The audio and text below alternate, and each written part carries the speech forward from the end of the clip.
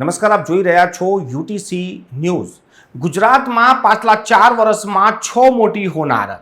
સુરતની તક્ષશિલા તો તમને યાદ જ હશે, એ દ્રશ્યો તમને યાદ હશે કે કેવી રીતે બીજા ને ત્રીજા માળેથી નાના ભૂલકાઓ છલાંગ લગાવી રહ્યા હતા, સામે મોત જોઈ રહ્યા હતા. બીજી ઘટનાની વાત કરીએ તો મોરબી, દિવાળીનો સમય, લોકો તહેવારને માણી રહ્યા હતા અને બ્રિજ અચાનક તૂટી પડે છે અને 100 થી વધુ લોકોના મોત થઈ જાય છે. આ જ વર્ષની વાત કરીએ તો જાન્યુઆરીની શરૂઆત હોય, 18 તારીખે જે રીતે હરણી બોટ દુર્ઘટના થઈ અને માસૂમ બાળકો, જેમને હજુ તો દુનિયા બરાબર નથી જોઈ એવા માસૂમ બાળકોના મોત થઈ જાય.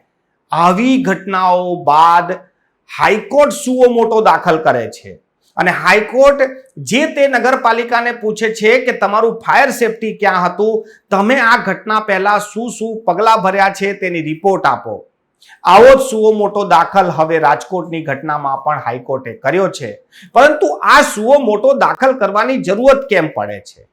જે વસ્તુ ગુજરાત હાઈકોર્ટ પૂછી રહ્યું છે, જે તે મ્યુનિસિપલ કમિશનરને બોલાવીને પૂછી રહ્યું છે, આ જ વસ્તુ શું રાજ્ય સરકાર ના પૂછી શકે?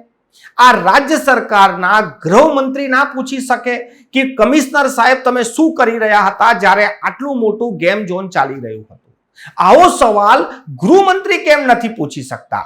આવો સવાલ રાજ્યના મુખ્ય પ્રધાન કેમ નથી પૂછી શકતા? આ પૂછવાનો વારો હાઈકોર્ટનો કેમ આવે છે? હાઈકોર્ટે આવું બધું કરવું પડે છે. આ પ્રશાસનિક અધિકારીઓ પર તમારી પકડ નથી.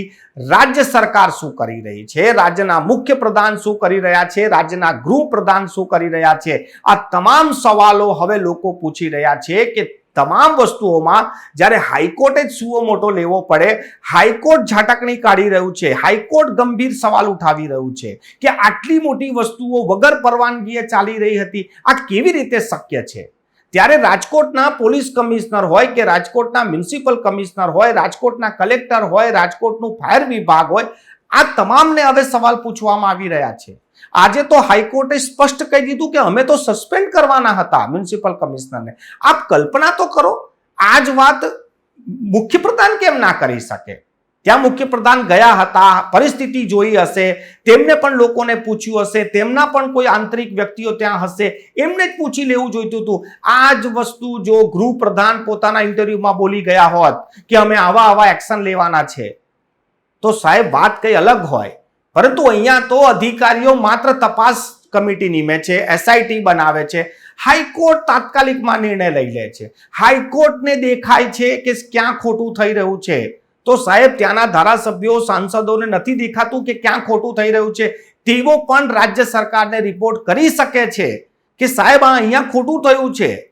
આમાં માત્ર તમારી બદનામી નથી, રાજ્યની બદનામી થઈ રહી છે. રાજ્યમાં ઉપરા છાપરી માનવ સર્જિત ઘટનાઓ બની રહી છે. આ હત્યા નથી, આ વધ છે. તમે લોકોની હત્યા કરી રહ્યા છો. કોઈ દિવસ તમે આગમાં બાળી દો છો, કોઈ દિવસ તમે પાણીમાં ડૂબોડી દો છો. આ શું થઈ રહ્યું છે આ રાજ્યમાં?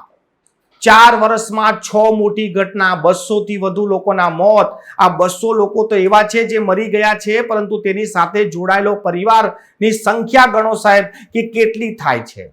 અને જનતા જૈસે થે, આ સવાલ જો તમે આજે નહીં પૂછો ને તો કાલે તમારો વારો લાવી દેશે આ લોકો.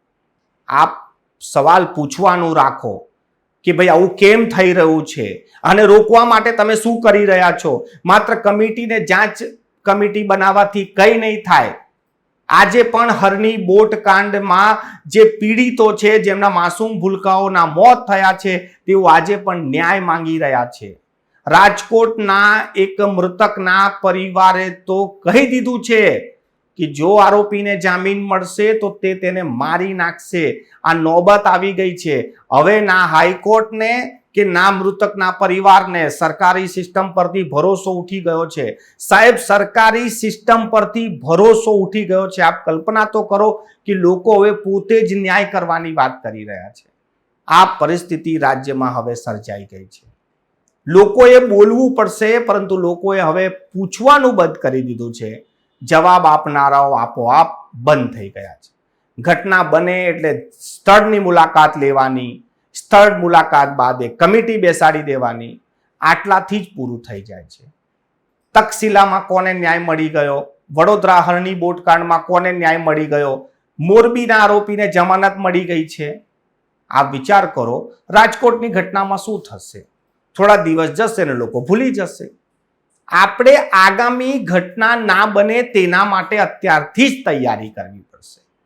હાઈકોર્ટે સુઓ મોટો દાખલ કર્યો, તપાસ કરી, લોકો પાસેથી જવાબ માંગ્યા, એ હાઈકોર્ટનું કામ હતું. પરંતુ આપણે રાજ્ય સરકાર પાસે પણ જવાબ માંગવો જોઈએ કે સાહેબ તમે શું કરી રહ્યા છો આ ઘટનાને લઈને અને તમે એક્શન શું લેવાના છો. કમિટી બનાવવાથી સાહેબ નહીં થાય, કેમ કે કમિટી બનાવવાથી જ જો ઘટના રોકાતી હોત તો આ છઠ્ઠી ઘટના ના બની હોત.